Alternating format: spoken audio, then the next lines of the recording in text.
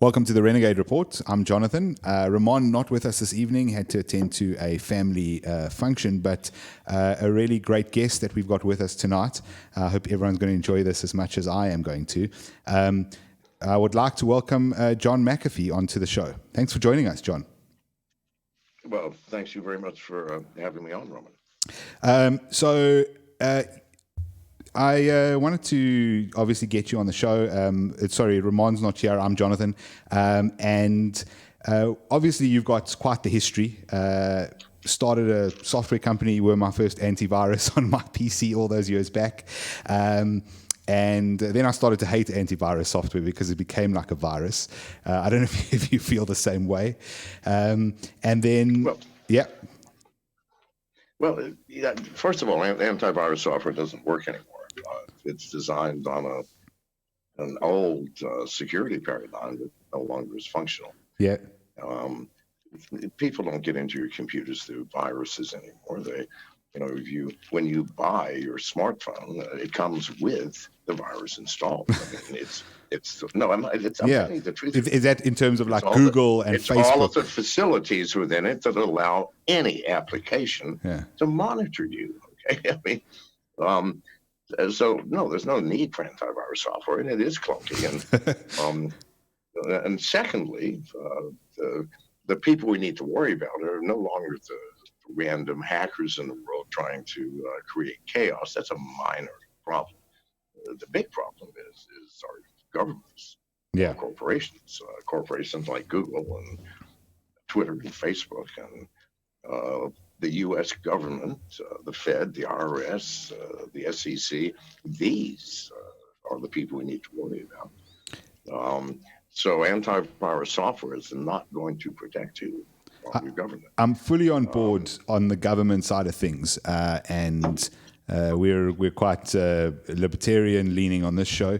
Tell me your views on these sort of corporations. There's a lot of opinion at the moment that corporations need to be either split up, or there's some sort of censorship that needs to be taken control of, or government needs to get involved. And obviously there's a big divide on that, because some people say, well, don't mess with the free market. Others are saying, well, these companies have too much power, they know too much, they have too much control over people's lives and too much data. Where are you on that? First of all, I think there's already too much government involvement in corporations. This is the problem. The government should say the fuck out. But what they're doing is forcing companies like Google and Facebook and Twitter to give up information on their customers.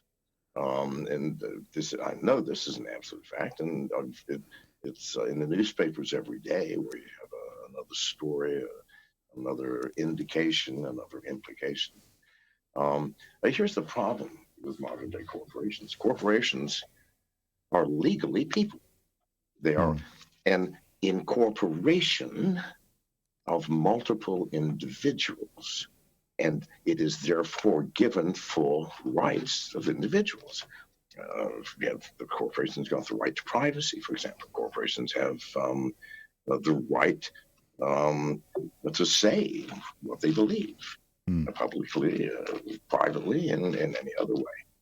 But corporations don't have responsibilities of individuals. If corporations, through negligence or something else, like a drug company, kills 100,000 people by faulty testing, oops, sorry, we didn't mean to do that.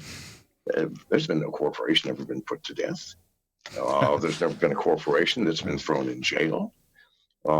What happens? The corporation entity is just fined, and usually a trivial amount compared to the damage done by corporate negligence. So if you think about an entity with all the rights of an individual but none of the responsibilities, then of course chaos will eventually ensue. And that's what's happening. So you've got companies like Facebook and Google who are hiding behind the protection of the law by saying we have the right, a group of individuals. and therefore going, we're not going to tell you we are, or we're going to do what we want. But at the same time, if they fuck up, there's nobody responsible. That's called limited liability. Yeah. You see the insanity of that. Unlimited protection, but limited liability. Well, good God, that has to turn south, and it has. So this is the fundamental problem. We need to change in the laws to make corporations as liable as individuals at the very least, and I think more so. Yeah, and that would involve the sort of heads of those companies and the executives. Well, it would involve changing some laws, at least in America, and I think the rest of the world, because the rest of the world has copied the American corporate structure legally. Yes, yeah, I think that's about right. What's the end point? Where do these corporates go? So we've got you've mentioned the Facebooks, the Googles, and a few others who really have a lot of power. I think data is where the power is now. I'm not sure if you agree with that. Yes, absolutely. And but data is where the power is. And where does this end up? Is it sort of towards an Orwellian kind of society where the Chinese are already testing this, right? They know what everyone does. They kind of follow them all the time. They have all that data. They're videoing their whole society, and they're using social scores. So are we. So is we're doing it voluntarily, right? I point at the Chinese. I mean, America is far worse than the Chinese. Good God Almighty! Stand on a street corner in any city in America and just look up. Yeah, you're going to count 50 cameras scanning, looking, taking your image and digitizing it and comparing it to see if you were someone they're looking for. Good God Almighty, we've got no freedoms. Orwellian, we're way past 1984.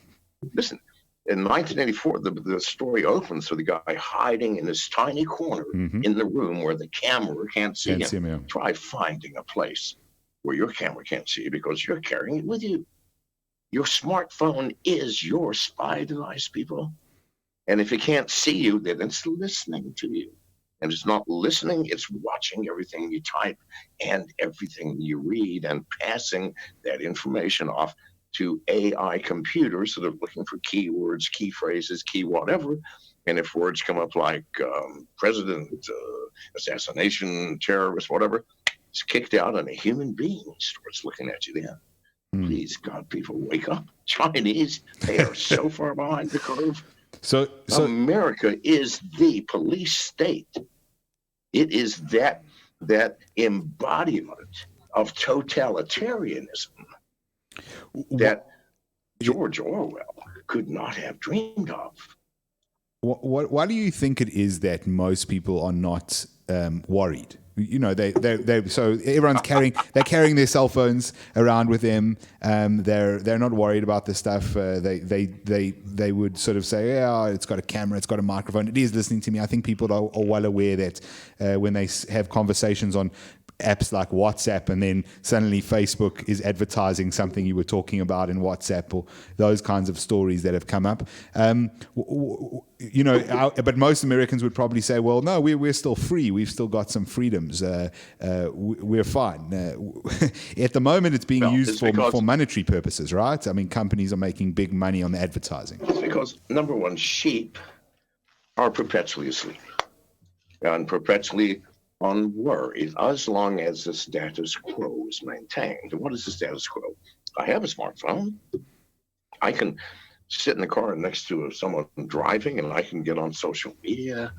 At the coffee shop, I can chat with my girlfriend, my boyfriend, my family, my boss. I can tweet while at work or even in the bathroom. So everything's fine. And this is driven by the propaganda that governments put out. If you got nothing to hide, for example, one of the greatest, you got nothing to fear. Well, I'm going to tell you something, people.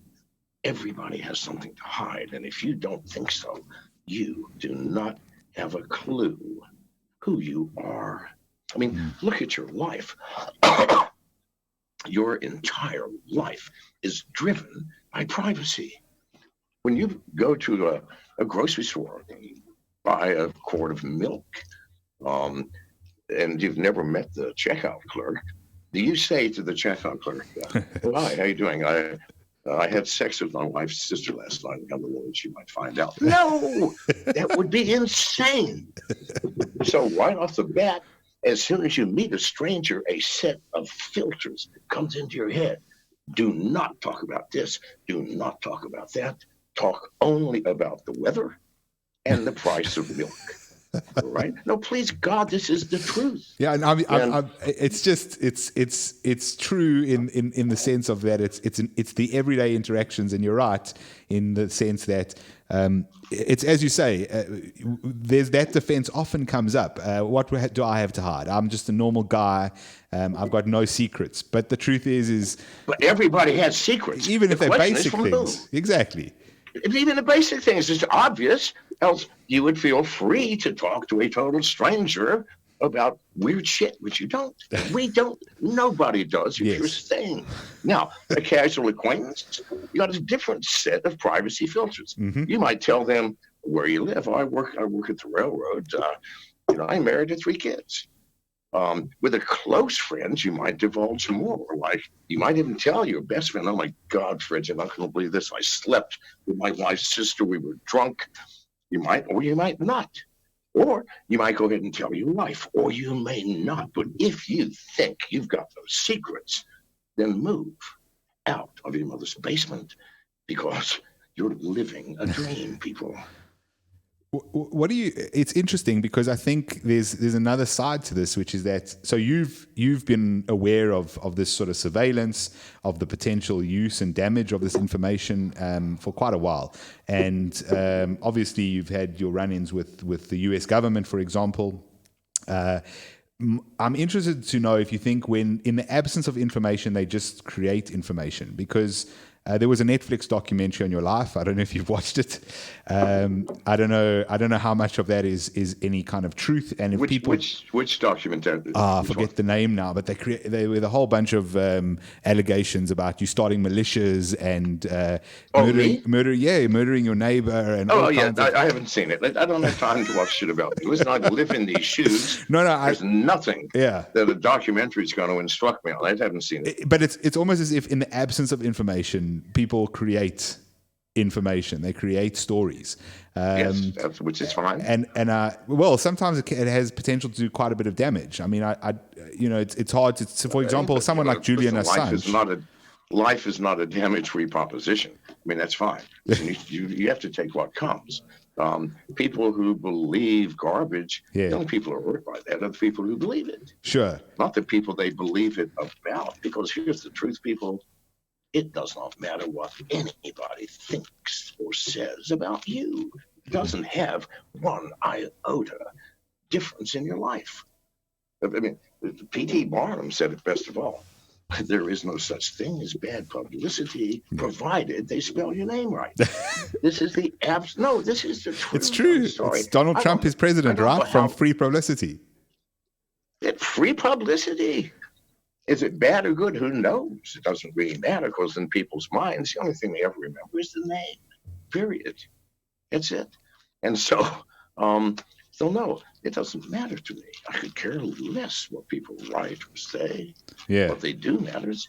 You're talking about government surveillance. I have been the subject of that for years. Why? I speak out against everything. The SEC, the IRS, the entire political process, the two-party system, which is destroying the very fabric of the American nation. I speak out against all. Well, of course, I am watched by everybody. Yeah, I'm a dangerous person, a potential terrorist, someone that they prefer would just shut the fuck up, but I do not. I'm sorry. If my profanity bothers you. No, it's not. We're more than happy with the profanities. Don't worry about that. Thank you. Okay. I mean, I think that's a very interesting point, and something that's a lot more people would be on board with right now, watching what's happening in the US. Certainly the two-party system doesn't seem to be functioning the way it should. Obviously, it's because it kind of used to work, right? It was kind of, I mean, it didn't work, but from the outside, it looked like it worked. So obviously there's always been lobbyists and there's always been inner dealings and all that kind of stuff. But it kind of appeared as if it worked because there was this sort of this side and that side, but they sometimes get on and then they argue occasionally about these points. But now it's so polarized. You've got a guy in the White House that isn't particularly popular with the one side and is very popular with the other side, and it's completely polarized, and so it doesn't seem that anything is actually working in the sense of how it's meant to work. That might be a good thing from a government perspective. I mean, a government in complete sort of limbo is a good government, in my opinion. Less time to pass prohibitive laws on the citizenry. What's your take? I don't know what a good government is in this day and age. I really don't. I mean, all of them are either patterned after the American dictate of democracy, its idea, a tripartite system, or a dictatorship or communism. I don't know which of those is a good government. I mean, we lived in Cuba for a couple of months, and that was as communist as you can possibly get. Things were fucked up there too. I mean, I'm sorry. I think Bernie Sanders fans are going to be very upset to hear this. I'm sorry? Bernie Sanders fans are going to be very upset to hear this. I mean, he insists that the literacy rate is good. Yeah, I'm sorry to upset people, and I'm not trying to disavow anyone's opinions or perspectives on reality. I'm just telling you mine. Yeah. I'm just telling you what I have experienced in my life, and I have experienced far more surveillance, the actions of authorities. I mean, Janice and I just got out of jail in the Dominican Republic 7 months ago. Yeah, I saw that. And that under the pretense that we had failed to declare some weapons. Well, they never let us talk to customs. They stormed our boat and arrested us before we could even come into the country. Why? They said, you have to go back to America. That's what everybody said. Cuba asked us to leave because a general from Cuba came and brought Janice and I in and said, the American government has unofficially requested that we return you to America. We're disinclined to do that. But we are asking you to leave our country within 72 hours because we do not want the trouble of your continued existence here. And I go, okay, I understand that. Thank you. Good God, they could have sent me back. So we escaped that to go 4 days later, pulled into the Dominican Republic. We're arrested. And they go, you have to go back to America. I managed to get 2 lawyers, and the court said no. He has to be heard in court first. Well, if I'm heard in court, that whole system would have fallen apart. They arrested us illegally and filmed the whole fucking thing. That's how stupid some of these places are. So we ended up going to England, which is where I wanted to go. And we've been underground ever since. We've been in hiding, and no one knows where we are. Yeah. Now, we cannot have phones. We don't have phones. It's impossible for us to ever have telephones again. Because listen, if you have a phone and someone's looking for you, you'll be found in 30 seconds. People, I'm sorry to say this. If you don't have a phone, the old trade craft, as the CIA used to call it, of feet on the ground and human observation, that's fucking gone. All surveillance requires that you have a phone. If you don't have a phone, you can't be surveilled. If you're smart enough to configure your internet through multiple VPNs, and I'm not talking about the shit that you download from Google Play and pay $79 a year for. No, I'm talking about serious VPNs. No one can find you. We don't allow anybody, other than the people who are helping us, who have phones. We allow no one to come near us if they have a telephone. Good God Almighty, that would be insane. Now, you need to understand or extrapolate from that exactly how serious your problem is if you do carry a phone. Your every word is being monitored, people. if the camera can see anything, meaning if it's not in your pocket or turned facing the table, and even then, if you don't have a cover on it, there's a switch to the front-facing camera. You're being watched. Everything you type is being watched. Everything. So people go, well, I'm not worried. I use encrypted communication. Where are your minds? Encrypted? You got to type it in before you can be encrypted. They're watching you type it in. They don't care if it's encrypted afterwards. And when you receive it, can you read the encrypted? No, it has to be unencrypted. After it's unencrypted, they watch it on the screen just exactly as you watch it on the screen. Nobody gives a shit about encryption anymore, people. We are chasing phantoms that were created by government propaganda. Those phantoms are, oh yes, there are ways to escape us. Encryption, bullshit. Possible, all right. Secure communications, secure email, proton mail. Give me a fucking break. The journalists love proton mail. I'm sorry. All the journalists love proton mail. That's where they get all their secret links and their secret sources. They do. I've spent my life in computer security, people, and I founded the world's largest computer security company. And I promise you, encryption does nothing for your privacy. Nothing. Zero. You are being sold a bill of goods. It's like the goddamn snake oil salesman that wandered the world in the late 1800s selling you cocaine mixed with alcohol as the elixir of life. I mean, fuck me. It didn't cure any illnesses. Made you feel good, though. Makes you feel damn good. Well, that's right. And so does the propaganda today make you feel good, hey? I'm using proton mail, I'm secure. Bullshit.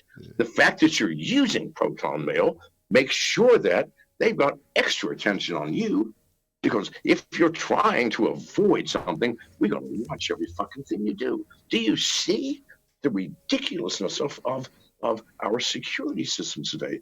They don't make you secure. And you're using a device designed specifically to spy on you. Yeah. Who cares if the transmission is encrypted? No one's listening in the middle anymore. It used to be called man in the middle. Somebody listening to your communications between. Nobody's there anymore. Everybody's in the fucking phone. Do you know how easy it is to write an app, to turn on your camera, turn on your microphone, to read your keystrokes? You know how easy it is to, for example, with Android and with Apple, a drive-by of a website can set the download unauthorized application flag. The first click will download malware, which monitors your keystrokes and takes screenshots of every fucking thing you're looking at, compresses them and sends them to either Russia, China, or the U.S. And that's Please God. And that's the they. When you talk about the they, is it more governments? Is it corporates? Is it governments and corporates working together? It's governments. It's officialdom, or corporations. Why corporations? Why governments? They're making sure you're paying your taxes and not stepping out of line. Corporations, they want to make goddamn sure they're selling you everything that they can. And if they're not listening to you and watching you, then they don't know their customer, do they? And if you don't know your customer, you can't sell him anything. So that's why corporations and governments, listen, the random hackers, you know, the Russian group, the people in the Middle East, the Korean at 21, Jesus God, they're nothing. The real problem is our governments and our corporations. Governments to keep you in line, and corporations to make sure they know everything about you, so their analysts will go, you know what, this bastard's ripe for buying a new pair of jeans. So advertise one to him immediately. Do you understand the horror of this? This is so far past 1984. George Orwell could not have dreamed of the horror that we're living in today. So how do you fix this? Because let's say the two-party system in America collapses, and I don't know, they have a little bit of a civil war, or they throw coffee at each other in the street, or whatever ends up happening. And John McAfee comes out and goes, "I'm happy to lead," and you become the U.S. president, and the system changes. It's a bit dictatorial. Because of the collapse of the whole system. So you're now the dictator. How do you fix that? Do you just dissolve the security services? Do you open it up to everyone? Unfortunately, it's way more complex than what we're talking about. See, you're running under the assumption that presidents and congressmen and senators and the people we're told control things. That's right. That's right. In other words, the elected officials have power. You're under the assumption that they're the ones in power. But please use your heads, people. Presidents come and go every 4 years, every 8 at the most.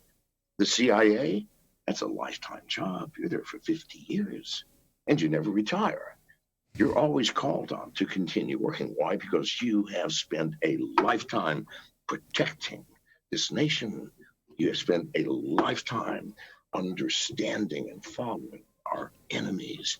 You have spent a lifetime trying to integrate the nuances of international relations, finance, and society. And a president is here for 4 fucking years.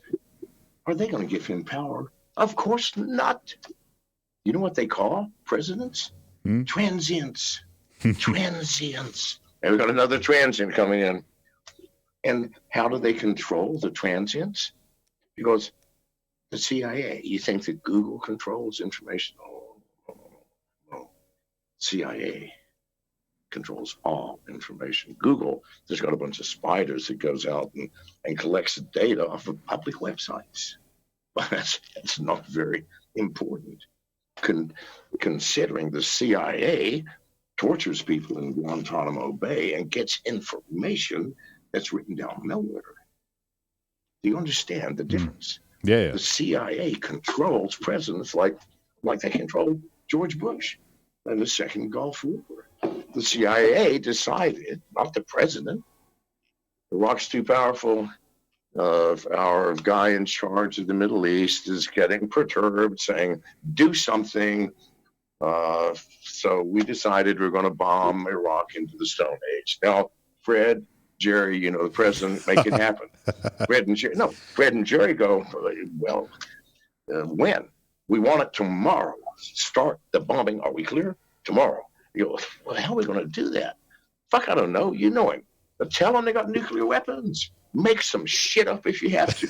Just make sure those bombs go tomorrow. No, this is not something. This actually happened. Yeah. So now, we all knew Iraq had no nuclear weapons. Everybody knew except the President of the United States and our Congress. Why? Because not only do they go to the President, they send out 1,000 people to the Congressman. Tell them the same fucking story. And here's the story. Mr. President, please, sir, sit down. We have the gravest of news. We have with 100% certainty the knowledge that Iraq possesses nuclear weapons of great magnitude. And, sir, they also possess ballistic missiles capable of reaching our closest ally, which is England. And, Mr. President, our information tells us that there might be an attack on England as soon as tomorrow. Now, sir, our job is not to advise you. No. Our job is just to inform you. Knowing what the outcome of that information will be. I am glad, sir, that this burden of decision rests on your shoulders. Not mine. Now, please, God, he had no choice. No fucking choice, did he? If he took that information as fact and he had no other information to go on and did nothing, what sort of friend to England would he be? He had no choice.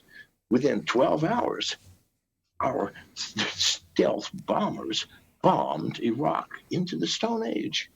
Did they have nuclear weapons? No. We all knew it. So this is how the CIA controls everybody, people. And if it's not through direct lies, it's by telling the absolute truth, but picking a piece here and a piece there. Because if you give me the truth, I can tell whatever story I want by picking pieces of it and weaving them together into a story that you are going to fucking love. So no, president's got no power. I don't want to be president. I just want to wake people up. Because here is the fundamental truth that everybody's forgetting. This power structure above you. And in America, it includes nuclear weapons and battleships, and nuclear submarines, and drones capable of killing anybody on the earth by just a push of a button. That power disappears if we shrug it off, because it is based on our work, our labor, the fruits of our own effort. And when we wake up and see the truth, it's over. And if you doubt this, and you know nothing about human history, because every revolution, starting in the pre-Roman times, the slave revolution in Rome, was caused by everybody waking up and going, wait a minute, we've been lied to. We are controlled. We're all fucking slaves. Waking up to that is all that's necessary. If we're watching a movie, excuse me. Okay, my apology. No problem. I can still hear you. No, not a problem here. I don't know what happened there. Let me see if I can figure this out. Oh, here. There we go. I'm sorry. Okay, now, so the issue is, if we're watching a movie, for example, this is a metaphor, and the movie is enthralling, like we're watching a movie now, this charade between the Republicans and Democrats that are at each other's throats, the anger, the impeachment. This is nonsense. Do you think it's just kabuki theater? It's just to keep us entertained, to avoid looking at the truth. But if there's a fire in the back of an auditorium, do you need to sit down and go, okay, now we need to make a plan. I need pencil and paper. No, you just yell fire until everybody's awake. And then we take care of ourselves. People, that's all we need. Wake up. And we have time for one more question. Okay, no problem at all. All right.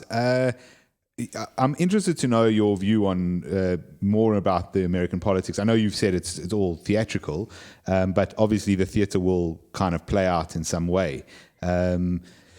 Donald Trump has been successful in some respects as in terms of what he said he wanted to achieve, and I'm sorry. That's fine. Okay. It's cool. The Democrats would have the same reaction.